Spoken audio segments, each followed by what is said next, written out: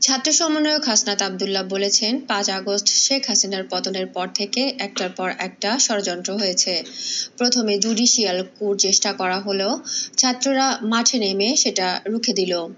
লীগ যখন আনসার হয়ে ফিরে আসছিল, এই ছাত্ররাই তাদের বিরুদ্ধে সরাসরি মাঠে নেমেছে।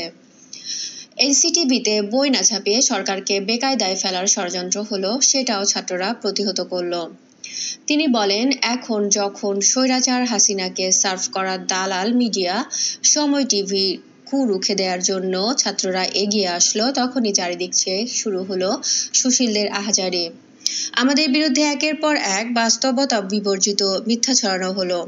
আমরা বারবার বলেছি যে আমরা কোনো সাংবাদিকদের লিস্ট দেইনি, অথচ এর পরেও পুরোপুরি বানোয়াট অভিযোগ তুলে আমাদের বিরুদ্ধে মিডিয়ার মাফিয়ারা কু করলো।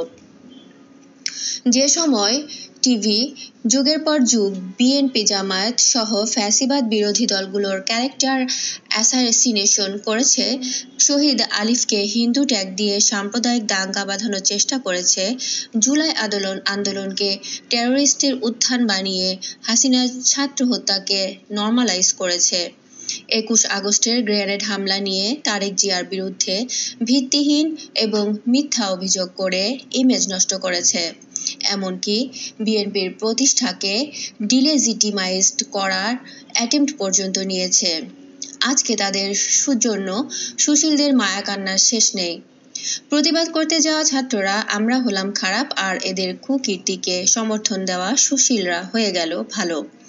এই সুশীলরাই কি গত ১৬ বছর স্বৈরাচারের নুন ঘি খেয়ে ফ্যাসিবাদকে পাকাপোক্ত করেনি? আমরা তো সেটার বিরুদ্ধেই কথা বলেছি।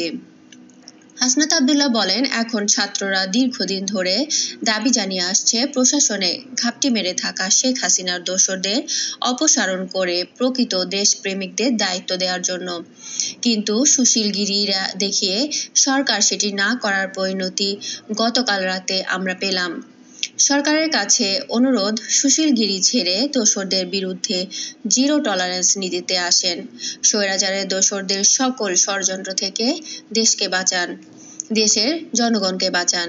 তিনি আরো বলেন, এই সরকার ২,০০০ মানুষের লাশের উপর দিয়ে ক্ষমতায় বসা সরকার। এই সরকার সুশীলতার মধ্যে দিয়ে আসেনি, এসেছে ২,০০০ শহীদ আর ৩০,০০০ আহত ভাই বোনদের রক্তের উপর দিয়ে। সেই রক্তের সাথে আপোস করার কোনো সুযোগ নেই। আমরা শেখ হাসিনাকে পালাতে বাধ্য করেছি একটা নতুন বাংলাদেশের জন্য, প্রশাসন লীগের হুমকি আর আগুন দেখার জন্য নয়। সরকারের কাছে অনুরোধ, এদের হাত থেকে প্রশাসন মুক্ত করেন। যদি না করেন তবে গণভবন আর আদালতের মতো সচিবালয় কেমন করে আওয়ামী মুক্ত করতে হয় সেটা ছাত্র জনতার খুব ভালো করেই জানা আছে।